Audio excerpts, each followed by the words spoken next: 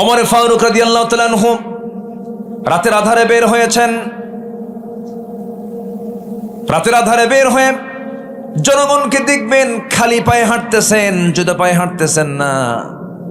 জুতো পায়ে না হাঁটার কারণ হলো, জুতো পায়ে যদি হাঁটেন রাস্তার পাথরের সাথে জুতার একটা ধাক্কা লেগে একটা আওয়াজ হবে, গভীর রাতে আমার নাগরিকের ঘুম নষ্ট হয়ে যাবে। কিয়ামতের দিন আল্লাহ পাক আমাকে আসামির কাঠগড়ায় দাঁড় করায় বলবেন, জনগণের ঘুম নষ্ট করলি কেন? এই জন্য খালি পায়ে হাঁটি। এটার নাম কি? কার ভয়? কার ভয়? কার ভয়? দুজন বের হয়েছেন, একজন আলী আরেকজন ওমর।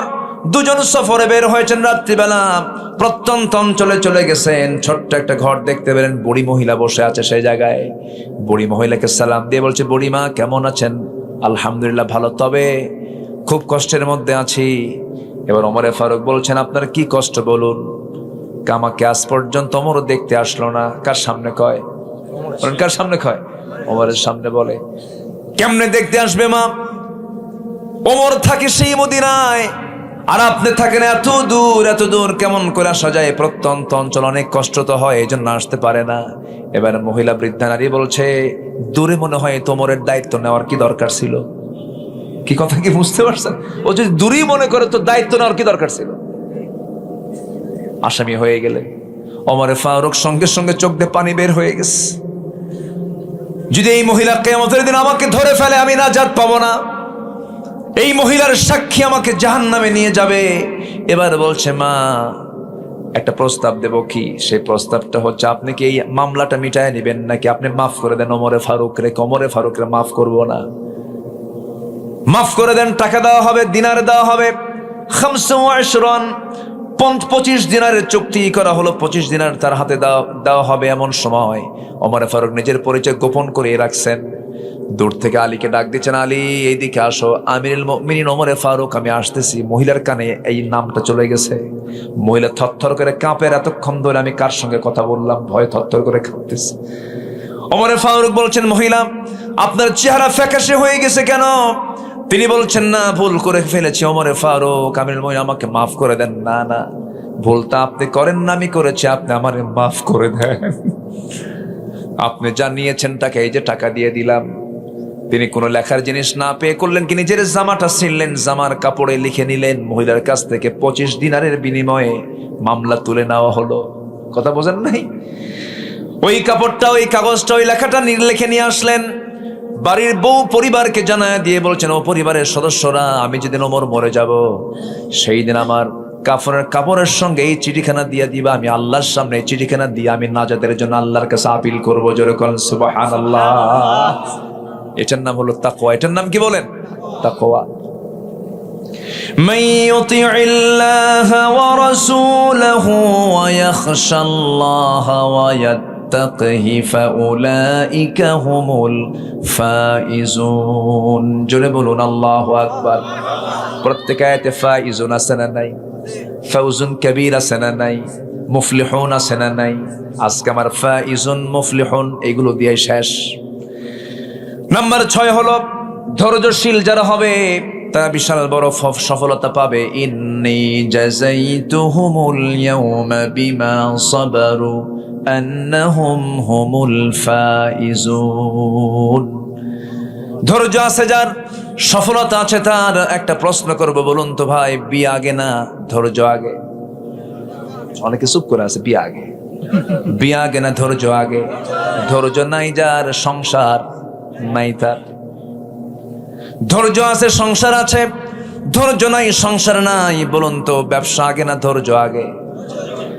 গেঞ্জি বিক্রি করে দোকানদার, 1 গেঞ্জি দেখি 1 গেঞ্জি নাই না, 10 গেঞ্জি দেখে 1 গেঞ্জি নাই। 10 গেঞ্জি দেখালো, এরপরে গেঞ্জি কিনলো না। এখন কি কাস্টমারকে কি করবে দোকানদার? রাগ হবে? রাগ হলে ব্যবসা হবে? রাগ হলেও ভিতরে ভিতরে জ্বলবে, কিন্তু মুখে হাসবে। মুখে কি করবে? হাসবে। রাগ করলে পরে ব্যবসা হবে না। আর যদি মনে করেন তুই কিনবি না কেন, বাইন্দা কেনাবো, আসবে কাস্টমার? আসবে না। রাগ করবেন, সব শেষ হয়ে যাবে, পরিবার শেষ হবে, সংসার শেষ হবে, ব্যবসা শেষ হবে, দায়িত্ব শেষ। এক মহিলা ফোন দিয়ে বলে, হুজুর একটা প্রশ্ন। কি প্রশ্ন? আমার স্বামীটা সকালেও তালাক দেয়, বিকেলেও তালাক দেয়, আমি আসি না নাই? সকালেও তালাক দেয়, বিকেলেও তালাক দেয়, এরকম কিছু বদমাইশ আছে না? আছে না? আছে না? তালাক টালাক দিয়ে আমাদের কাছে বলে, হুজুর আমার দুটো মেয়ে আছে, হুজুর দেখেন তো কোনোদিন ফাঁক ফোকর দিয়ে কিছু করা যায় নাকি? পিটাইয়া সোজা করা দরকার বেদবগুলোকে। শক্তি খাটাও না, শক্তি খাটাও কোন জায়গায় খাটাও? যেটা হারাম হয়ে যায় সেদিকে খাটাও কেন? আবার আফসোস করো কেন? থুতু ফেলে দিয়ে সেই থুতু চাটতে চাও কেন? কি আস্তে কোন কেন? ইমানদারের জবান হবে দুর্বল না মজবুত? যা করবে, যা বলবে সেটাই ইমান। আল্লাহু আকবার বলে। ধৈর্যশীল হব। একজন নবীর মধ্যে খুব রাগ ছিল, সে নবীর নাম কি বলুন তো? রাগ না কমান পর্যন্ত নবুয়ত পাইছেন উনি। ইতিহাস আছে না, অনেক লম্বা ইতিহাস আছে না। রাগ কমানোর জন্য আল্লাহ পাক ছাগল চড়াতে বললেন। ছাগল চড়া 10 বছর। ছাগল তো খুব শান্ত প্রাণী, তাই না? একবার ব্রেক মারলে দড়ি ছিঁড়ে যাবেন আপনি, ও নড়বে না, তুই যা। সেই ছাগল চড়ানোর দায়িত্ব দিয়েছেন মুসা সাল্লামকে 10 বছর। রাগ কমছে, নবুয়ত দিচ্ছেন। সুবহানাল্লাহ। এই ওয়াজ করলে 3 ঘন্টা লাগতো, সময় তো নাই। কেমনে সময় আজকে গেল বুঝলামই না আমি, কেমনে গেল আমি টেরই পাইলাম না।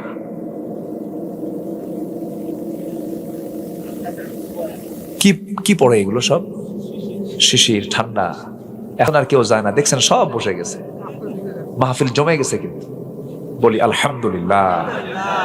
ভাববেন না ফজর পর্যন্ত চালাবো, শেষ করে দিচ্ছি। ফজর ফজর আলোচনা চলো, হুজুর মরুক। হ্যাঁ, আপনার তো এক রাত, আমার তো সব রাত। 7 নাম্বার, সৎ কাজের আদেশ, অসৎ কাজের বাধা। বিফল না সফল?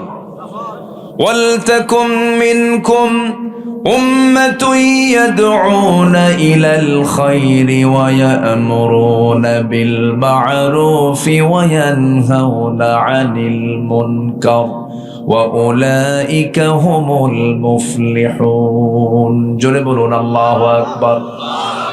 নাম্বার 8 হলো তওবা করা। তুবু ইলাল্লাহি জামিআন আইয়ুহাল মুমিনুনা লাআল্লাকুম তুফলিহুন। আছে? আমি কি তুফলিহুন আর মুফলিহুন স্যার আজকে ওয়াজ আছে আমার সব জায়গায়, শুধু এটাই বলতেছি। আমি এটা দিয়ে শুরু করেছি, এটা দিয়ে শেষ করব। আমি আলেম ওলামা যারা আছেন বুঝতেছেন বিষয়টা। আমরা সফল হতে চাই। সফল হতে চাই কার পরামর্শে? আল্লাহর। সর্বশেষ হলো নাম্বার 9। সফল হতে হলে 7টা গুণ লাগবে। قد أفلح المؤمنون الذين هم في صلاتهم خاشعون والذين هم عن اللغو معرضون والذين هم للزكاة فاعلون والذين هم لفروجهم حافظون। মুমিন হতে চাও, 7টা গুণ অর্জন করো। কয়টা গুণ বলেন? কি মুমিন হব আমরা? খাঁটি মুমিন। বলেন কি মুমিন হব বলেন? নাম্বার 1 নামাজ, নাম্বার 2 হলো বাজে কথা বাদ, নাম্বার 3 হলো যাকাত, নাম্বার 4 হলো লজ্জাস্থানের হেফাজত, নাম্বার 5 হলো লিআমানাতিহিম ওয়াহাদিহিম রাউন, আমানত ঠিক রাখা, নাম্বার 6 হলো ওয়াদা ঠিক রাখা, নাম্বার 7 নামাজের ব্যাপারে যত্নশীল হওয়া। আল্লাহ বলছেন তোর হাতে আমি জান্নাতের টিকিট, জান্নাতের চাবি দেব, তুই জান্নাতুল ফেরদাউসে ঢুকে যাবি। সুবহানাল্লাহ, যারাকাল সুবহানাল্লাহ। বসে পড়ো সম্মানিত ভাইয়েরা। وأنفقوا مما رزقناهم سرا وعلانية يرجون تجارة لن تبور। জোরে বলুন আল্লাহু আকবার। নিঃসন্দেহে যারা ঈমান আনবে, নিঃসন্দেহে যারা আল্লাহর কালামকে সুন্দর করে তেলাওয়াত করবে এবং নামাজ কায়েম করবে এবং আমি যে রিজিক দিয়েছি সেই রিজিক থেকে গোপনে প্রকাশ্যে আমার পথে যারা খরচ করবে, এই 3টা কাজে ওই বান্দার কখনোই লস নাই। যেরকম সুবহানাল্লাহ। সূরা ফাতিরের এই আয়াতে 3টা কাজ। আল্লাহর কালামের তেলাওয়াত, নাম্বার 2 হলো নামাজ কায়েম করা, নাম্বার 3 হলো গোপনে প্রকাশ্যে আল্লাহর পথে খরচ করা। এই 3টি কাজ করবে যারা, তাদের ভাগ্যে কোনোদিন লস জুটবে না। জোরে বলে সুবহানাল্লাহ। এই 3টা কাজে এই জাতি এগিয়ে না পিছিয়ে? আসতে কয় এগিয়ে না পিছিয়ে? নামাজ কায়েমের সংগ্রাম করবে, এখন নামাজই তো পড়ে না, কোরআন তো পড়তেই পারে না। এই জাতির যারা নেতৃত্ব দিয়েছে পার্লামেন্টে, 54 বছর যারা এমপি গিরি করেছে, তাদের তেলাওয়াতের দশা শুনলে পরে অবাক হয়ে যাবেন। কারি সাহেব যায় নাই, এক এমপি কে তেলাওয়াত করতে দিছে, শয়তান কয় তোর সে তেলাওয়াত আমার ভালো আছে। এই হচ্ছে জাতির অবস্থা। সব দেখা শেষ তো করলাম, এবার একটু কোরআনকে দেখবো আমরা। এত আস্তে ইনশাল্লাহ বললেন? এই পর্যন্ত দেশের পার্লামেন্টে আলেমরা কি ক্ষমতায় গেছে? টুপিওয়ালারা গেছে? কোরআন যারা চায় তারা কি গেছে পর্যন্ত? তো দোষ ধরবেন কি আপনারা? তারা তো ক্ষমতাই পায় নাই, দোষ কি ধরবেন আপনারা? যারা ক্ষমতায় ছিল দেখছেন তো, মদের আইন পাশ করেছে, সুদের আইন পাশ করেছে, বেশ্যাবৃত্তির লাইসেন্স দিয়েছে। নাউজুবিল্লাহ বলবেন না? তাহলে মদের আইন পাশ হলো আমার দেশের পার্লামেন্টে। মদের আইন কারা পাশ করে? মদের বোতল নিয়ে যারা রাত কাটায়। বেশ্যাবৃত্তির লাইসেন্স দেয় কারা? যারা নারী নিয়ে শুয়ে থাকে, ওরা তো লাইসেন্স দেবে। আমরা এগুলো আর দেখতে চাই না। আমরা আগামীর দেশকে কোরআন দেশ সাজাতে চাই। জোরে বলি ইনশাআল্লাহ। আল্লাহ কবুল করুন, জোরে বলি আমিন। সবাই তো চলেই যাব ভাই, কেউ তো বাঁচার জন্য আসেনি, কিন্তু শেষ নিঃশ্বাস পর্যন্ত আমি আমার আল্লাহর আনুগত্য করে যেতে চাই। আল্লাহ কবুল করুন, আল্লাহ কবুল করুন। ঠুকঠাক মেরে কয়েকটা সেজদা দিবেন, আর হজ করবেন, যাকাত দিবেন, কয়েকটা পয়সা দান করবেন, মসজিদ বানায় দিবেন, আর জান্নাত পাবেন। এত সস্তা না। জান্নাত পেতে হলে কমপ্লিট সারেন্ডার করতে হবে। কার সামনে? কার সামনে? আল্লাহর সামনে। চেয়ারগুলো ফাঁকা হয়ে গেল, সামনের কাতার পূরণ করুন, কাতার সোজা করুন, সামনে আসেন। ওই যে মসজিদে বলে না, সামনের কাতার পূরণ করুন, কাতার সোজা করুন, সামনে বসেন। সামনের সিটগুলো ফাঁকা পড়ে আছে। সম্মানিত ভাইয়েরা, তাহলে আমরা সফলতা চাই না বিফলতা চাই? বলেন তো। আমরা বলেন, আমরা কি ফেল করতে চাই না পাস করতে চাই? পাস করতে চাই। কখনো বিফল হতে চাই না, আমরা সফল হব। কিছু কাজ আমাকে আপনাকে করতে হবে। এর মধ্যে যেখান থেকে তেলাওয়াত করেছি, সেই তেলাওয়াতের মধ্যে কিছু আল্লাহ পাক হুকুম করেছেন যে কাজগুলো করলে বান্দা সফল হবে। জোরে বলি সুবহানাল্লাহ।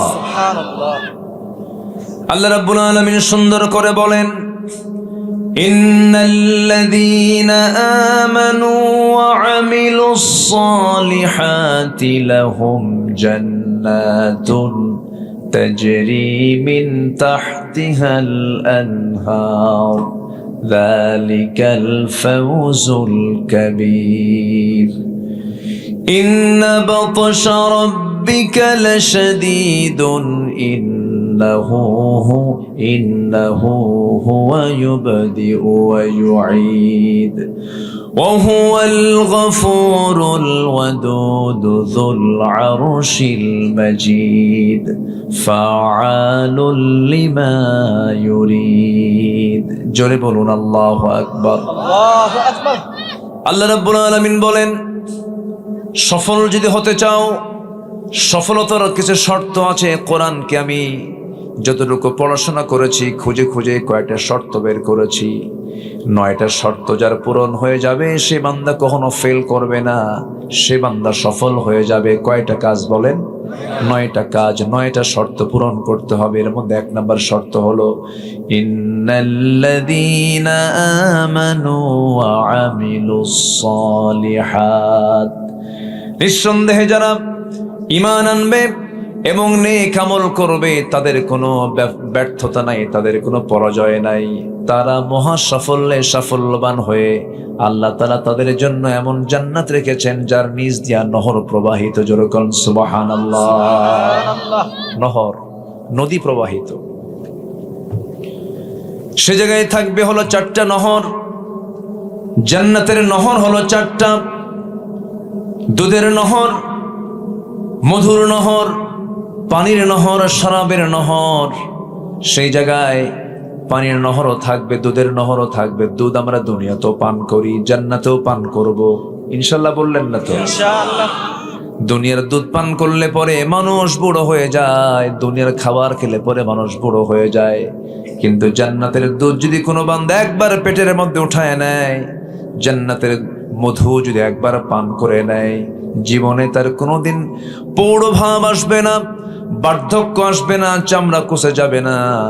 ওই বান্দা সারা জীবন জান্নাতের মধ্যে চির যৌবন নিয়ে সেই জায়গায় বেঁচে থাকবে। যেরকম সুবহানাল্লাহ। জান্নাত এমন একটি জায়গার নাম যেখানে বুড়া হওয়ার কোনো সুযোগ নাই, আবার ঘুমও নাই সেখানে। চাচা চলে গেলেন, আবার আসবে। আচ্ছা যাক, সমস্যা নাই, একটু বসেন। আমরা আগে ভাগে উঠতে চাই, কিন্তু আমাদের কপালটা এমন, বুঝলেন, লেখা থেকে প্রধান বক্তা কিন্তু হয়ে যায় শেষ বক্তা। মেইন টাইমগুলো, যৌবন টাইমগুলো সব খাইয়া শেষ করে আমারে উঠায় দেয় এমন সময়, যে সময় দুনিয়ার চাপ, ঘুমের চাপ, পেশাবের চাপ, ঘুমের চাপ, বাড়ি যাওয়ার চাপ, সব চাপে আমি মহাচাপ, মহা সমস্যা। পরীক্ষার হলে যেতে হবে 10টায়, যদি 1টায় যায় খাতা পাবে? ফজরের নামাজ 5:15, যদি 8টায় উঠে নামাজ পড়ে কাম হবে? সারাদিন কষ্ট করে রোজা রাখছি, ইফতার করতে হয় সূর্যাস্তের পর, যদি এশার নামাজের সময় খায় কাম হবে? কাম হবে না। তাহলে রোজার সময় মতো, নামাজ সময় মতো, পরীক্ষার সময় মতো, ওয়াজ মাহফিল কই সময় মতো হয় না। একটু আগে ভাগে উঠলে ভালো হয়। সবকিছুর একটা মূল যৌবন কাল থাকে মানুষের। এই রাত 10টা, 12টা, 1টা, এই টাইমটা হচ্ছে ঘুমের একটা প্রচুর একটা, এটা হচ্ছে মেইন শিডিউল। এটা ব্রেনটা অলস হয়ে যায় এই সময়। যাই হোক, আল্লাহ পাক দেশের কমিটির ভাইদেরকে এই বিষয়ে সজাগ সতর্ক থাকার তৌফিক দান করুন। জোরে বলি আল্লাহুম্মা আমিন। কাম হয় না। ময়মনসিংহে এক মাহফিলে গেছি, 8টার দিকে গেছে মাহফিলে। কমিটি বলে হুজুর খান, ঘুমান। তো বললাম খাবো, ঘুমাবো মানে? আপনি ঘুমান, আপনাকে যত সময় তুলবো। গত বছর প্রধান বক্তা যে সময় উঠছে তার 1 ঘন্টা আগে আপনাকে উঠাবো। ডাক দিছে রাত 3টায়। আল্লাহু আকবার। রাত কয়টায়? 3টায়। তো উঠলাম, উঠে বললাম ভাই আলোচনা কখন? গত বছর প্রধান বক্তা উঠছিল 4:30টায়, এবার আপনি 3:30টায় উঠেন। এই হচ্ছে আমার দেশ। কত বিচিত্র মানুষ আমার দেশে। একটু বসেন, আমরা 9টা শর্ত পূরণ করব, জান্নাত বুঝে নেব। জোরে বলি ইনশাআল্লাহ। আর জোরে বলি ইনশাআল্লাহ। কোন খাবার খেলে বুড়া হবে না বলেন তো? জান্নাত ইনশাআল্লাহ। দুনিয়ার দুধ? কিসের দুধ বলেন? কিসের দুধ? জান্নাতের। জান্নাতের 4টা নহর পান করলে পরে কোনদিন বুড়া হবে না সেই বান্দা। মধু পান করবে, জীবনী শক্তি তার ডাবল ডাবল হয়ে যাবে, যৌবন ডাবল ডাবল হয়ে যাবে। এবং জান্নাতের মধ্যে থাকবে এক্সট্রাক্টেড ড্রিঙ্কস, শরাব থাকবে। দুনিয়ার পচা মদ নয়, দুনিয়ার পচা মদ খেয়ে তাল না বেতাল, হোশ না বেহোশ। মদের মদ খায় রাত 3টার দিকে দরজার কাছে এসে ডাকে, বউকে ডাক দে, ওঠ খোল, ভাত দে, শুয়ে পড়বো, ভাল লাগে না। 1 লাইনে সব শেষ। দরজায় ডাকতেছে, বউ এখন মনে মনে ভাবতেছে যে ও যে কয় বোতল খাইছে আল্লাহ যাবে। একা আসার সাহস পায় না, ছেলেকে ডাক দিয়ে বলে, বাবা তোর আব্বা আসছে, সাথে চল, না জেনে কোন থাপ্পড় চোটে কপালে। ছেলের সাথে নিয়ে দরজার কাছে এসে দরজার হুকটা খুলে, শিকলটা খুলে সামনে দাঁড়ায় আছে। বইয়ের দিক তাকায় আছে, স্বামী লাল টকটকা চোখ, বইয়ের দিকে তাকায় বলে, আম্মা আসসালামু আলাইকুম। বউ বলে, হাইরে আমার পোড়া কপাল। ঘুম থেকে উঠে স্বামীর মুখে মায়ের ডাক। তোমার কি একটু হুঁশ নাই? একটা যুবক ছেলের পাশে দাঁড়ায় আছে, তার সামনে আমার মা বলে ডাকো। ছেলের দিকে তাকায় বলে, দুলা ভাই আসসালামু আলাইকুম। তাহলে দুনিয়ার নেশার প্রতিক্রিয়া হচ্ছে সে পাগল। আর জান্নাতের যে ড্রিঙ্কস আল্লাহ পাক বান্দাকে দিবেন, এতে তার সেন্স, এর মেধা আর শার্প হবে, যৌবন আর ডাবল ডাবল হয়ে যাবে। সুবহানাল্লাহ। জোরে বলি সুবহানাল্লাহ। সবাইকে সেই জান্নাতের 4টা নহর পান করবেন? ইনশাআল্লাহ। সেই 4 জাতীয় পানীয়, জুস, এগুলো কি সবাই খেতে রাজি আছেন? সবাই ইনশাআল্লাহ। নামাজ না পড়লেও হবে। আস্তাগফিরুল্লাহ। চাচা, নামাজ না পড়লে হবে না? এদিকে এরকম দরবার আছে কিনা জানি না। দরবারের মুরিদ হলে নামাজ লাগে না, আছে নাকি? এগুলো আছে। পিটাইয়া সোজা করবেন সবগুলো। যে দরবারের ভণ্ড বলে নামাজ লাগে না, ওই ভণ্ডরে আম গাছের সঙ্গে বাইন্দা দড়ি দিয়ে পিটাইয়া সোজা করবেন একদম। বদমাইশ এগুলো। রাগ করতেছেন নাকি? নামাজ কয় ওয়াক্ত? আমার নবীর জিন্দেগিতে কোনোদিন নামাজ কাজা হয়েছে? নবী নামাজ কাজা করে না, তুমি কোন পীরের মুরিদ পীর নামাজ পড়ে না? এক একটা পীরের চেহারা কি সন্ত্রাসের মতো, আছে না কিছু? এই যে মহাস্থানগড়ে বৈশাখের শেষ বৃহস্পতিবার কিছু ভণ্ড আসে, ওদের ভাবসাব দেখে মনে হয় এরা এই গ্রহের মানুষ না, অন্য গ্রহ থেকে আসছে।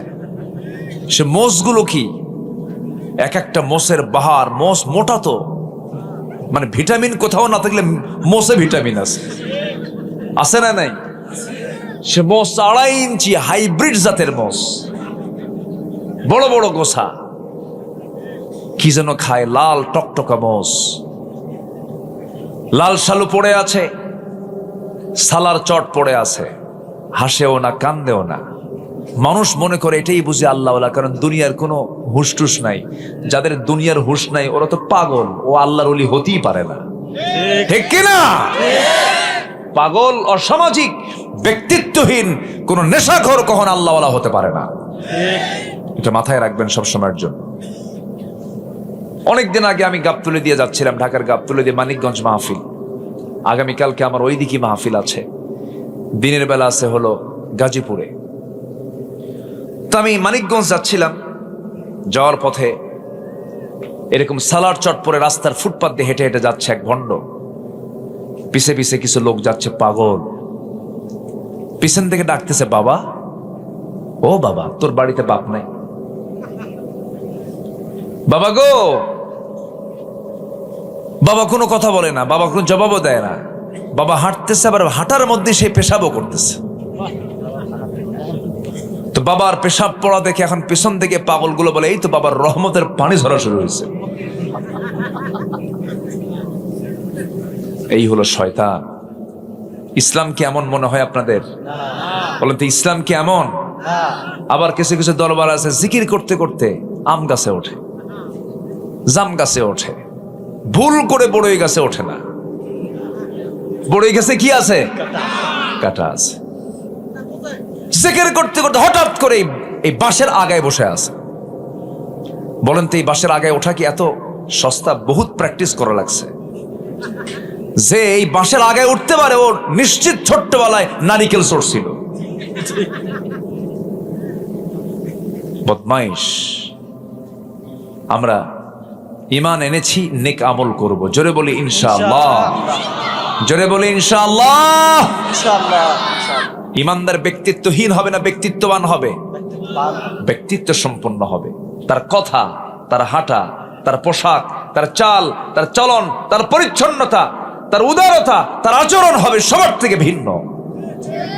সে হচ্ছে ঈমানদার। চোর বলে ভণ্ড হয়, কি বল, পীর হয়, এগুলোর ধারে পাশে আমরা যাব না। জোরে বলি ইনশাআল্লাহ। নামাজ আছে, ঈমান আছে, নামাজ নাই, তার মজবুত ঈমান নাই। ঈমান নাই বললে আবার আরেক গন্ডগোল লাগবে। দেখেন না, আমার দেশে ফতুয়া, সবাই তো মুফতি ফতুয়া দেয়, নামাজ না পড়ি ঈমান তো আছে আমার। আসলে এরকম বলে না? বলে কিনা? বলে কিনা? বলে। বলেন তো আমার দেশে নামাজি বেশি না ইমানদার বেশি? দেখছেন সব ইমানদার হয়ে গেছে। নামাজি বেশি না ইমানদার বেশি? ইমানদার বেশি। ইমানদারই বেশি। আপনি নামাজি হয়েছেন তো কি হয়েছে? আমার ইমান আছে তো। তুই নামাজি, আমি ইমানদার, যা। ও 1 ডিগ্রি উপরে আছে। আমার বন্ধুগণ, মুসলিম হতে হবে, ইমানদার হতে হবে, আমলওয়ালা ইমানদার হতে হবে। আমলহীন ইমানের কোনো মূল্য নাই, আবার ইমানহীন আমলের কোনো মূল্য নাই। সমস্ত সম্পত্তি আপনি দান করে গেছেন কিন্তু ইমান নাই, ওই দানের কোনো 4 পয়সা মূল্য নাই। আবার ইমান আছে কোনো আমল নাই, তারও কোনো দাম নাই। দুইটাই সমান তালে থাকতে হবে। যেখানে ইমানের কথা সেখানে আমলের কথা আল্লাহ রাব্বুল আলামিন বলেছেন। আরেক জায়গায় বলছেন, সূরা কাহফ আরেক স্টাইলে বলছেন, ইন্নাল্লাযীনা আমানু ওয়া আমিলুস সালিহাতি কানাত লাহুম জান্নাতুল ফিরদাউসি নুজুলা খালিদিনা ফিহা লা ইয়াবগুনা আনহা হিওয়ালা। জোরে বলুন আল্লাহু আকবার। ঈমান যারা আনবে, নেক আমল যারা করবে, আমি আল্লাহ তাদের জন্য 7 নাম্বার নয়, 8 নাম্বার নয়, 6 number, 5 number, 4 number, 3 number, 2 number নয়, ভালো নেক আমল করলে পরে আমি তাকে 1 নাম্বার জান্নাত, জান্নাতুল ফিরদাউস বানা দিয়ে দেব। জোরে বলুন সুবহানাল্লাহ। সবাইকে জান্নাত নিতে রাজি আছেন তো বলেন? ইনশাআল্লাহ। সবাইকে জান্নাত নিতে চান?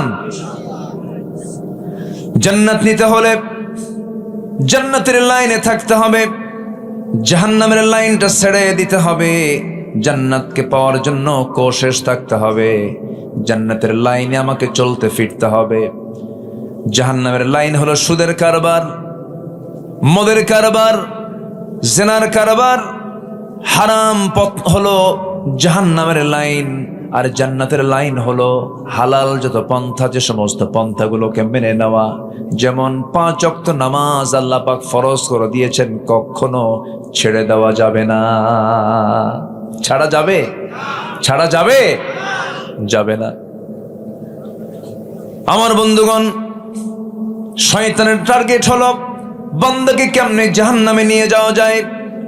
শয়তান কিন্তু কম ভাবে আপনাকে ধরার চেষ্টা করে না। শয়তান আল্লাহকে বলছে, সুম্মা লাআতিয়ান্নাহুম মিন বাইনি আইদিহিম ওয়া মিন খালফিহিম ওয়া আন আইমানিহিম ওয়া আন শামাইলিহিম ওয়া লা তাজিদু আকসারুহুম শাকিরিন। জোরে বলুন আল্লাহু আকবার।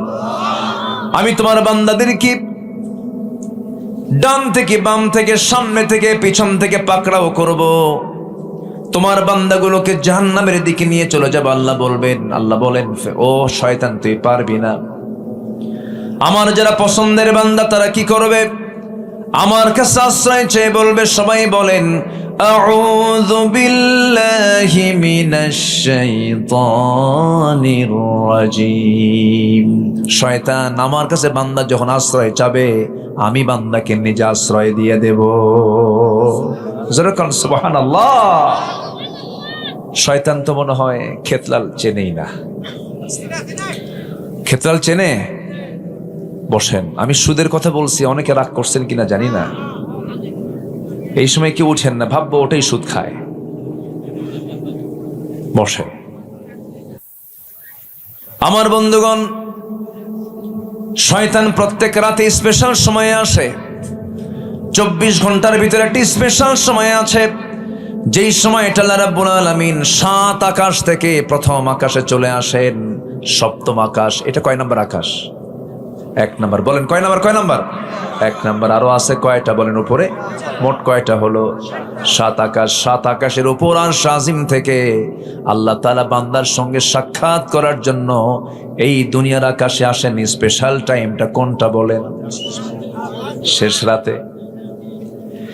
শেষ রাতে আল্লাহ রাব্বুল আলামিন ফিস সামাঈদ দুনিয়া, ফিস সামাঈদ দুনিয়া, দুনিয়ার আকাশে এসে বলেন, আলা মিন মুস্তাগফিরিন ফাগফির লাহ, কোন ক্ষমা প্রার্থী আছো আমার কাছে ক্ষমা চাবে, ক্ষমা করে দেব।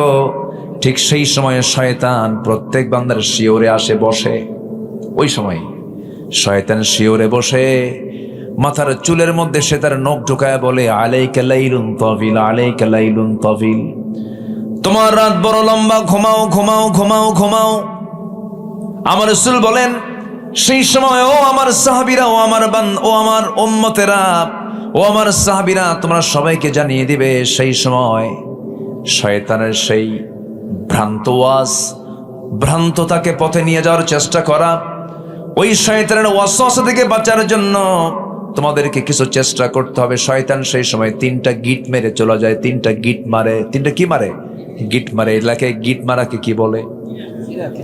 গিরা মারে। ওই যে দড়ি দিয়ে কি মারে? গিরা মারে। আপনাদের ভাষা তো সুন্দর, মাশাআল্লাহ, অনেক ভালো। বলি আলহামদুলিল্লাহ। কত যে ভাষা, ভাষার তো শেষ নাই। এলাকায় আলু খুব বেশি হয় না? আলুর খুব দাম না এখন?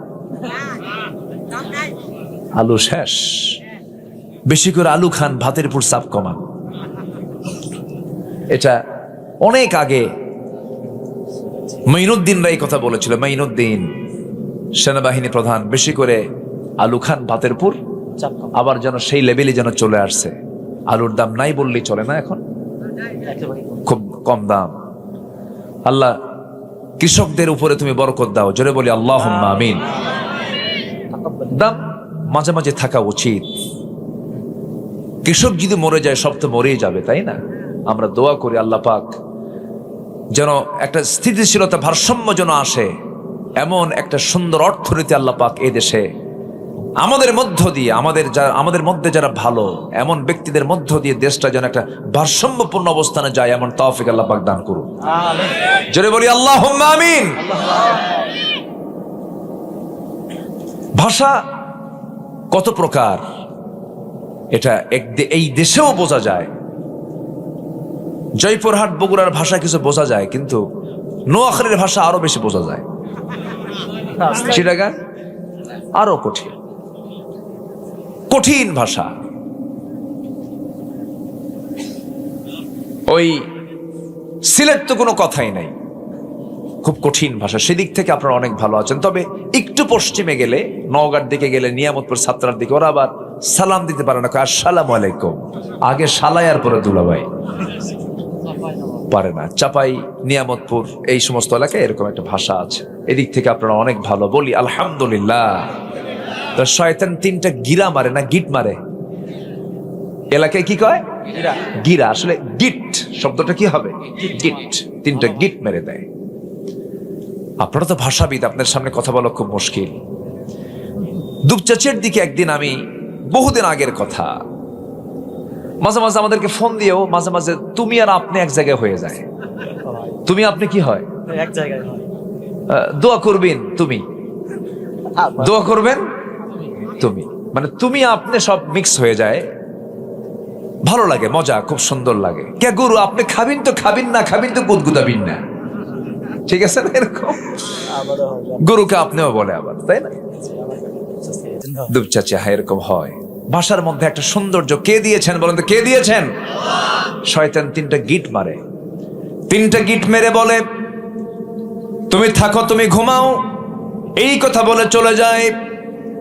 রাসূল বলছেন, ও আমার সাহাবীরা, শয়তানের বেঁধে দেওয়া সেই 3টা গিটকে যদি তোমরা ছোটাতে চাও, প্রথম কাজ হবে সুন্দর করে তুমি যখন আজান শুনবা, শোনার সঙ্গে সঙ্গে পিঠটা তুমি বিছানা থেকে সরায় নিবা। যখন তুমি ঘুম থেকে উঠে বসবে, 1 নাম্বার গিট ছুটে যাবে। নাম্বার 2 হলো আজান শুনে ওযু বানাবা। ওযু করার সঙ্গে সঙ্গে তোমার 2 নাম্বার গিটটা ছুটে যাবে। ওযু করার সর্বক্ষণের জন্য ফরজ। তাহাজ্জুদ নামাজ পড়া কি বলেন? নফল। কিন্তু ওযু করা কি বলেন? ফরজ। জোহরের 2 রাকাত সুন্নাত পড়া কি সুন্নাত, কিন্তু ফরজ পড়া ফরজ, ঠিক আছে, কিন্তু 2 রাকাত সুন্নাত পড়বেন। ফরজ পড়তে নিয়ে ফরজ পড়ে আপনার ওযু চলে গেছে, সুন্নাত পড়বেন। ওযু করা কিন্তু ফরজ। ওযুর কোনো সুন্নাত হয় না। নামাজ যেটাই হোক না কেন, ওযু যখন করবেন আপনার জন্য ফরজ হুকুম হয়ে গেল। আমার বন্দাগণ ওযু যখন করবে 2 নাম্বার গিটটা ছুটে যায়। বান্দা যখন নামাজের উদ্দেশ্যে বাড়ি থেকে পায়ে হেঁটে হেঁটে মসজিদের দিকে রওনা দিয়ে যখন সূরা ফাতিহা পড়ে রুকুতে চলে যায়, নামাজটা যখন আদায় করে 24 ঘন্টার জন্য 3 নাম্বার গিট ছুটে যাওয়ার পর 24 ঘন্টার জন্য শয়তান তার কাছে আসার আর সাহস পায় না। জোরে করুন সুবহানাল্লাহ। গিট মারে কয়টা বলেন? কোন সময়ে বলেন? কোন সময়? শেষ রাত্রিতে। সবাইকে এই 3টে গিট ছুটাতে রাজি আছেন? সবাইকে রাজি আছেন? কারা কারা? দেখি গিট কারা কারা ছুটাবেন দেখি। জোরে বলি ইয়া আল্লাহ, আমাদেরকে 5 ওয়াক্ত সালাত আদায় করার তৌফিক তুমি আল্লাহ দিয়া দাও। জোরে বলি আমিন, আরো জোরে আমিন। নামাজ কয় ওয়াক্ত? সবচেয়ে বেশি মুসল্লি খুঁজে পাওয়া যায় কোন ওয়াক্তে বলেন? জুমার নামাজ। কোন নামাজ বলেন? কোন নামাজ? আর সবচেয়ে কম মুসল্লি কোন ওয়াক্তে বলেন? ফজরে। কিন্তু গ্রামে যদি জরিপ করেন, গ্রামের মধ্যে যারা বসবাস করে সবচাইতে বেশি টাইম থাকে, মানে সবচাইতে বেশি উপস্থিত থাকে যে নামাজের টাইমে, সেটা কোন নামাজ বলেন? এশাও বাইরে থাকে, মাগরিবও বাইরে থাকে, অনেকে আসরও বাইরে থাকে, জোহরও বাইরে থাকতে পারে, কিন্তু একটা টাইম সবাই থাকে গ্রামে। সেটা বলেন কোন সময়? সবচেয়ে কম মুসল্লি কোন সময়? রাসূল বলেছেন যাদের ফজর নামাজ হয় না, মুনাফিক শ্রেণীর আলামত হলো যাদের ফজর নামাজ হবে না। তো এখন বলেন, গ্রামে গ্রামে মানুষ বেশি না মুনাফিক বেশি? বলেন। ফজর নামাজ পড়ে না। রাসূল বলেছেন বাড়িতে থাকে কিন্তু মসজিদে আসে না। আমার মনে হয় ওই বাড়িতে আমি আগুন লাগায় দেই। রাসূল বলেছেন, হাদিস হাদিস কিনা? আমি আগুন লাগায় দেই। শুধু দেই না, দিতাম লাগায়া। নারী আর শিশু যদি না থাকতো। এখন বলুন, আপনার গ্রামকে নিয়ে আপনি কি ভালো আছেন? মসজিদ কাঁচা না পাকা? বলেন বলেন বলেন বলেন বলেন বলেন। শুধু কি পাকা না টাইলস? স্টাইল টাইলস, এসি, বিশাল দামি মাইক, লাইট, হ্যালোজিন, ঝাড়বাতি, এয়ার কন্ডিশন সব আছে। ফজরের সময় মুসল্লি মোট 3 জন, ইমাম, মুয়াজ্জিন, খাদেম। যদি 3টার চাকরি না থাকতো এটাও থাকতো না। বাস্তব কথা বলছি আমি কি ভুল বলছি? আপনার এই শিবপুর গ্রামকে যদি আদর্শ গ্রাম বলতে চান, শ্যামপুর গ্রামকে যদি আপনি আদর্শ গ্রাম বলতে চান, তাহলে আগে দেখতে হবে ফজরের চিত্র। ফজর যদি জুমার চাইতে বেশি মুসল্লি হয়, ওই গ্রাম হবে সবচেয়ে আদর্শ, শ্রেষ্ঠ একটি আদর্শ গ্রাম। মাহফিলের আয়োজনে, প্রচারে যুব সমাজ তোমাদের আমি পায়ে ধরি, আজকের মাহফিল থেকে সিদ্ধান্ত নাও, তোমার মসজিদ তুমি ফজর দিয়ে ভরায়া ফেলবা ইনশাআল্লাহ। ইনশাআল্লাহ খুব আস্তে কিন্তু। আরে জোরে কর না ভাই, আরো জোরে বলেন, আরো জোরে বলেন। যে গ্রামের মসজিদ ফজরে মুসল্লিতে ভর্তি থাকবে, আল্লাহর কসম করে বলি, ওই গ্রামে কোনো পর্দাহীন নারী থাকতে পারবে না। ওরাই ঠিক করে ফেলবে। মনে হয় রাগ করতেছেন? একটু কাজের কথা বলি ভাই, একটু কাজ দিয়ে দেই। সবাইকে রাজি আছেন ইনশাআল্লাহ? যুবকরা, তোমাদের দায়িত্ব, এই মাহফিল তোমরা আয়োজন করেছো, সহযোগিতা করেছো। তোমাদের আরেকটা দায়িত্ব আমি তোমাদের কাঁধে দিয়ে গেলাম। গ্রামের প্রত্যেকটা পুরুষের যাদের নামাজ ফরজ তাদের তালিকা করো। নাম জয়পুরহাট, কোনো পরাজয় নাই, খালি জয় আর জয়, কিন্তু ফজরে মুসল্লি নাই। ফজরে কি নাই? তাহলে জয় না পরাজয় হলো? তাহলে পরাজয় হাট, পরাজয়ের হাট। আমরা পরাজিত হয়ে গেছি, আমরা হেরে গেলাম শয়তানের কাছে। নামাজ পড়বো আমরা কয় ওয়াক্ত বলেন তো? আসতে বলেন, কয় ওয়াক্ত নামাজ? 5 ওয়াক্ত নামাজ। নামাজ ছেড়ে দেওয়া যাবে না। রাসূল বলেছেন, মান তারাকা সালাতান মুতাআম্মিদান ফাকাদ কাফার। আল ফারকু বাইনাল মুমিন ওয়াল কাফির তারকুস সালাত। নামাজ আছে, ঈমান আছে, নামাজের সঙ্গে সম্পর্ক নাই যার, রাসূল বলেছেন কাফের আর মুমিনের মধ্যে পার্থক্য সৃষ্টি হলো নামাজ। নামাজ ছেড়ে দেওয়া যাবে না। কোন ইমাম বলেছেন ইসলামী রাষ্ট্রের মধ্যে যদি কোনো নাগরিক নামাজ না পড়ে তাকে ফাঁসি দাও। তাকে কি দাও? ফাঁসি দাও। এত বড় অপরাধ। কোরআনকে প্রশ্ন করুন, কোরআন তুমি বলে দাও কোন অপরাধ সবচেয়ে বড় অপরাধ বলে দাও। আল্লাহ পাক বান্দাকে সবচেয়ে বড় কোন অপরাধে জাহান্নাম দিবেন? আল্লাহ রাব্বুল আলামিন বলেন ফাখালাফা মিন বা'দিহিম খালফুন আদাউস সালাতা ওয়াত্তাবাউশ শাহাওয়াত ফাসাউফা ইয়ালকাউনা গায়্যা। জোরে বলুন আল্লাহু আকবার। নামাজ যারা নষ্ট করবে, নফসের যারা দাসত্ব করবে, আমি তাদেরকে শুধু জাহান্নাম নয় জাহান্নামের গর্তের মধ্যে আমি তাদেরকে ফেলে দেব। আমার বন্ধুগণ, জাহান্নামের গর্তের মধ্যে ফেলে দিবেন। জাহান্নামের গর্তে এখানে ওই ফাসাউফা ইয়ালকাউনা গায়্যা, গায় নামক গর্ত ভয়ঙ্কর একটা গর্ত, যে গর্তকে দেখে জাহান্নামও ভয় পায়। এত একটা ভয়ঙ্কর জাহান্নামকে আল্লাহ রাব্বুল আলামিন আরো তাকে ভয়ের মধ্যে ফেলে দিলেন। জাহান্নামকে দেখে সেই গাই নামক গর্তের মধ্যে যে নামাজ পড়বে না তাকে ঢোকায় ছাড়া হবে, তাকে ঢোকায় দেওয়া হবে। এই জন্য আমার বন্ধুগণ, আমার দেশের সবচেয়ে বড় অপরাধ এখন যদি লক্ষ্য করা হয়, এই জাতির মধ্যে সবচেয়ে বড় অপরাধ হলো জাতি নামাজ পড়ে না। এই যে জাতি নামাজ পড়ে না, এই যে জাতি নামাজের কাছে আসে না, এই 54 বছর এই জাতির নেতৃত্ব যারা দিয়েছে তারা নামাজের জন্য কি পরিশ্রমটা করেছে, এখানে প্রশ্ন। এই যে ভাই উত্তরটা শোনেন, উত্তর দিচ্ছি। এই যে জাতি নামাজ পড়ে না, 54 বছরই কত নেতৃত্ব আমরা দেখলাম, কত ক্ষমতায় আসা লোক, আসা দলকে দেখতে পেলাম। এই মুসলিম জাতিকে নামাজের দিকে নিয়ে আসার জন্য এই চুল পরিমাণ কোনো ফিকির ছিল না। তার বড় প্রমাণ হলো তারা মদের আইন পাশ করেছে, সুদের আইন পাশ করেছে, জিনার আইন পাশ করেছে, কিন্তু হিম্মত করে মুসলমানের সন্তান হয়ে নামাজের আইন পাশ করতে পারে নাই। ঠিক কিনা? সব দেখছি আমরা, কারো 8 বছর, কারো 16 বছর, কারো 25 বছর। ঠিক কিনা? দেশ চালিয়েছে কেউ 8 বছর, কেউ 16 বছর, কেউ 25 বছর। দেখেছে আইয়ুবের শাসন, মুজিবের ভাষণ, জিয়া কেটেছেন খাল, চাচা এরশাদের তাল বেতাল, আর মাঝখান দিয়ে চলছে শুধু হরতাল আর হরতাল। সব দেখা শেষ, আগামীর দেশ কোরআন হাদিসের বাংলাদেশ। সবাই কি দেখতে রাজি আছেন? রাজি আছেন কারা কারা? হাত উঁচু করে দেখান মুসলমান। আল্লাহু আকবার।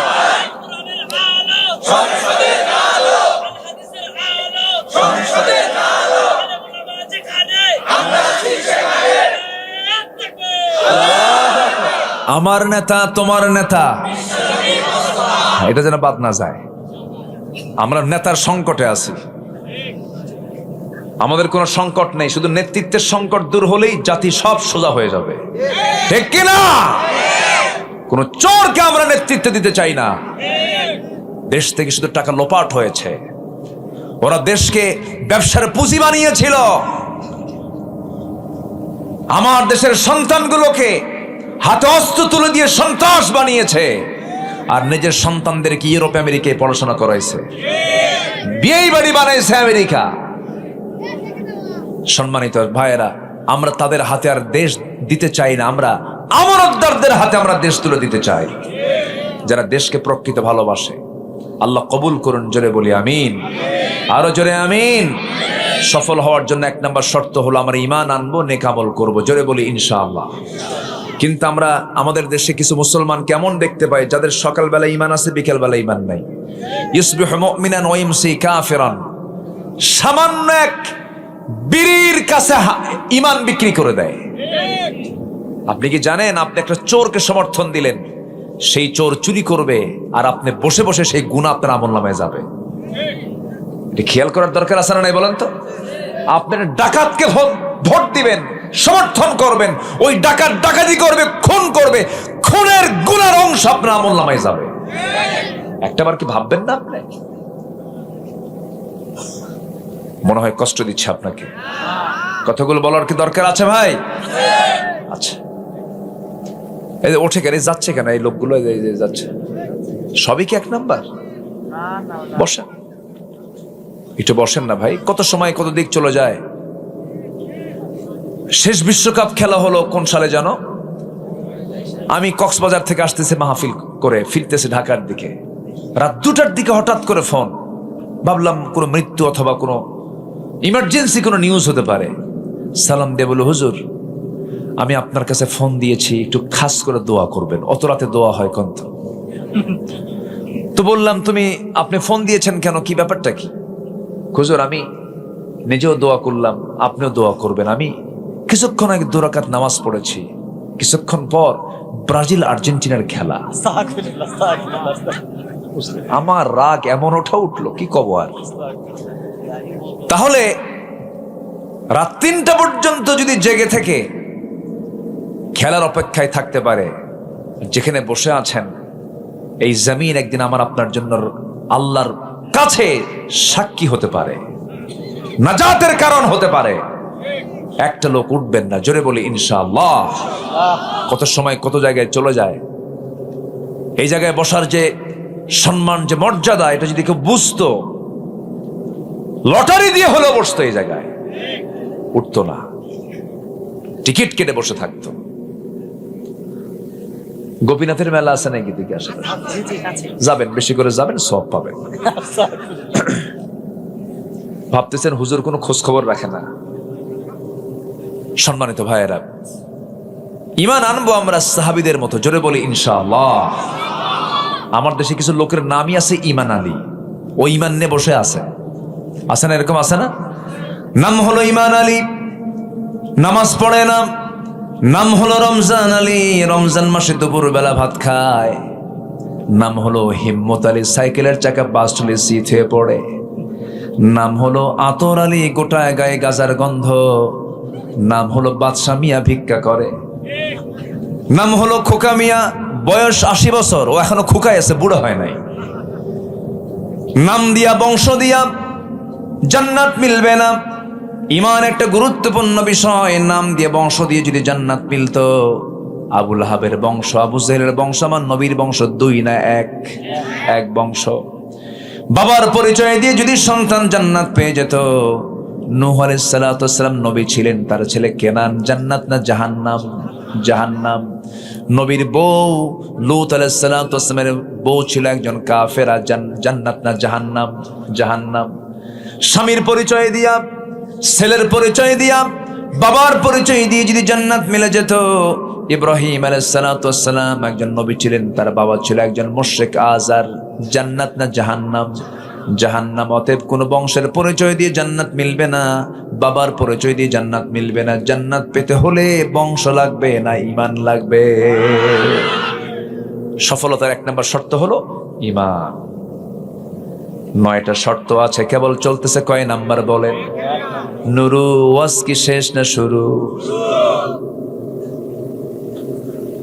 বহু লম্বা লম্বা কথা। একজন সাহাবীর কথা মনে হলো, মাসখানেক আগে, মাস 1.5 আগে গিয়েছিলাম মক্কা মদিনায়, ঘুরে আসলাম। আহারে, নবীর মদিনায় যখন হাঁটতাম মনে হতো আমার প্রিয়জন এখানে শুয়ে আছেন, আমার প্রাণের চেয়ে প্রিয় শুয়ে আছেন। ইমাম মালিক রাহিমাহুল্লাহ মদিনার মাটিতে যখনই আসতেন, কখনো তিনি জুতা পায়ে হাঁটতেন না। যখন বলা হতো, মালিক তুমি জুতা পায়ে হাঁটো না কেন? তপ্ত রোদের, এই তপ্ত রোদ, এই তপ্ত রোদে তোমার পাটা ঝলসে যাবে, কেন তুমি খালি পায়ে হাঁটো? তিনি বলতেন, ভাইরে, যে মদিনার মাটিতে রাসূল শুয়ে আছেন, সেই মদিনার মাটিতে আমি কেমনে জুতা পায়ে হাঁটি? কারণ জীবনের চাইতে রাসূলকে বেশি ভালোবাসি। জোরে বলেন সুবহানাল্লাহ। আমার বন্ধুগণ, কাদের মতো ঈমান আনতে হবে? একজন সাহাবীর কথা মনে হয়ে গেল। ঈমান এনেছেন, কত বড় পরীক্ষা চলে আসলো। আপন চাচা বলে ফেলতেছে, ভাতিজা বাপ মরে গেছে, তোকে দেখেছি তুই এতিম ছিলি, তোকে বড় করেছি, শুনলাম তুই নাকি ঈমান এনেছিস। সঙ্গে সঙ্গে ভাতিজা বলছে, চাচা শুনবেন কেন, আপনি দেখেন, আশহাদু আল্লা ইলাহা ইল্লাল্লাহু ওয়াহদাহু লা শারীকা লাহু ওয়া আশহাদু আন্না মুহাম্মাদান আবদুহু ওয়া রাসূলুহু। হেদায়েতের মালিক কে? আল্লাহ। চাচা বলছে, ভাতিজা আমার বাপ দাদার ধর্মে তুমি চুনকালি মেরেছো, তোমাকে রক্ষাই। তুমি কি জানো এর ফলাফল কি হতে পারে? সব সম্পত্তি জোর করে তোমার হাত থেকে ছিনিয়ে নেব। মুস্কি হাসি মেরে বলছে, চাচা সম্পদ ছিনিয়ে নেওয়ার হুমকি দেখান। আপনি কি জানেন আমার ঈমানের কাছে শুধু আমার সম্পদ কেন, গোটা দুনিয়ার সম্পদ আমার কাছে তুচ্ছ। জরকান সুবহানাল্লাহ। আর বীর প্যাকেট একখান দিয়া কয়, ঠিক আছে দেখবো, আছে না নাই, আছে না নাই। আমার বন্ধুগণ, চাচা খেপে গেল, রেগে গেল, জামায় কলারে হাত দিয়ে টেনে জামা ছিঁড়ে ফেলল, পরনের লুঙ্গিটা পর্যন্ত খুলে রক্তাক্ত করে ঘাড় ধাক্কা দিয়া ঘর থেকে তাকে উলঙ্গ করে বের করে দিয়েছে। বের হয়ে গেলেন ঈমান নিয়া। কি নিয়া? ঈমান নিয়ে। সব ছাড়লেন, কি ধরলেন? ঈমান ধরলেন। মার দরজায় গিয়ে বলছে, মা দরজা খুলো, আমাকে দেখো না, আমাকে উলঙ্গ করে চাচা ঘর থেকে বের করে দিয়েছে। মার কাছ থেকে একটা চাদর নিলেন, ছোট্ট একটা কাপড় নিয়ে কোনো মতো সতরটা ডাকলেন। সেই সময় শীতকাল চলে, শীতের মধ্যে খালি গায়ে হেঁটে হেঁটে তিনি ওই মদিনা পর্যন্ত, নবীর দরবার পর্যন্ত চলে গেলেন। নবীর দরবারের সামনে গিয়ে, দরজার সামনে গিয়ে দাঁড়ায় নক করছেন, ইয়া রাসূলুল্লাহ সালামুন আলাইক। নবীজি দরজা খুলেই দেখেন গায়ে কিছু নাই, থরথর করে কাঁপে, চেহারা সাদা হয়ে গেছে, ঠান্ডায় কাঁপতেছে। ভিতরে ঢুকলেন, নিজের গায়ের সুন্দর দুটো জুব্বা তিনি বের করে বলছেন, ও আল্লাহর গোলাম, গায়ে আগে কাপড়টা পরে নাও, তোমার তো ঠান্ডা লাগছে। বিস্তারিত শুনলেন। এরপরে রাসূল মুস্কি হাসি মেরে বলছেন, তোমার চাচা তোমাকে উলঙ্গ করে ঘর থেকে বের করে দিয়ে বস্ত্রহীন করেছে, আমি তোমাকে আমার গায়ের জুব্বা, আমি তোমার বরকতময় জুব্বা দিয়ে দিলাম। ঈমান আনলে লস না লাভ? লাভ। পরাজয় না বিজয়? বিজয়। বিফল না সফল? সফল। এই তো সফলতা শুরু হয়ে গেল। আমার নবীজি বললেন, ও আব্দুল্লাহ, তুমি আমার কাছে কিছু চাও নাকি? এবার আব্দুল্লাহ বলছেন, ইয়া রাসূলুল্লাহ, দুনিয়ার কোনো কিছু চাই না, আমি চাই আপনার কাছে মৃত্যুর শ্রেষ্ঠ রাজপথ শাহাদাত। আল্লাহ যেন আমাকে শহীদি মওত দিয়ে দেন। আমার নবীজি দুহাত তুলে দোয়া করে বলছেন, আয় আকাশের মালিক আল্লাহ, আমার আব্দুল্লাহর জান এবং মালকে তুমি কাফের বেঈমানদের জন্য হারাম করে দাও। এই দোয়া শোনার সঙ্গে সঙ্গে তিনি হতাশ হয়ে গেলেন। হায়, আমি দোয়া চাইলাম কি, দোয়া করলেন কি? হুজুর, আমি তো শহীদ হব না, কারণ কাফের মুশরিকরা আমাকে মারতেই পারবে না, আপনি এমন দোয়া করছেন। রাসূল বলছেন, ও আমার আব্দুল্লাহ, দিন গ্রহণে তোমাকে বহু বেগ পেতে হয়েছে, দুনিয়া বিক্রি করতে হয়েছে। তুমি কি জানো আব্দুল্লাহ, যদি কোনো বান্দার হৃদয়ে শাহাদাতের তামান্না যদি হৃদয়ে লালন হয়ে থাকে, ওয়া ইম্মা তাআলা ফিরাশিহি, তার মওত যদি বিছানায় হয়, আল্লাহ রাব্বুল আলামিন তাকে শহীদের দরজা তারে দিয়ে দেন। বেশ কিছুদিন পরে আমার নবীজি সাহাবে কেরামকে নিয়ে কোন এক যুদ্ধ অভিযানে বের হয়ে গেলেন। যুদ্ধ শেষ হওয়ার পর ফেরত আসতেছেন মদিনার দিকে, হঠাৎ করে নবীর কানে সংবাদ গেল, হুজুর, আপনার প্রিয় সাহাবী আব্দুল্লাহ অসুস্থ হয়ে পড়েছে। রাসূল বলছেন, কোন আব্দুল্লাহ? আপনার প্রিয় আব্দুল্লাহ, যে দুনিয়া বিক্রি করে ঈমানটা কিনে নিয়েছে। আমার নবীজি একটু কেঁদে ফেললেন আর বলছেন, ও সাহাবীরা, সর্বোচ্চ চেষ্টা করে নার্সিং করো, ওর সেবা করো, আমার সে খুব প্রিয় সাহাবী। 3 দিন পরে নিউজ আসলো, হুজুর, আব্দুল্লাহ বেঁচে নাই, দুনিয়া থেকে বিদায় নিয়েছে। রাসূল আস্তে করে বলছেন, সাহাবীরা শোনো, আমার আব্দুল্লাহর জানাজার আয়োজন করো, গোসল করায়া দাও।